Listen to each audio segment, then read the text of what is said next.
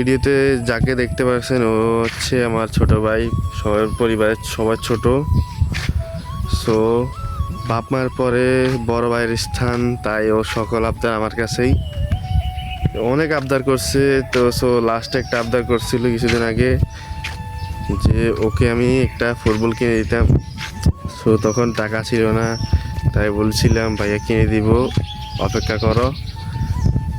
এটা বলার কারণে ওর মনে কষ্ট গেছিল, অর্থাৎ অনেক দিন গুনাগানা করছে ঘরের মধ্যে,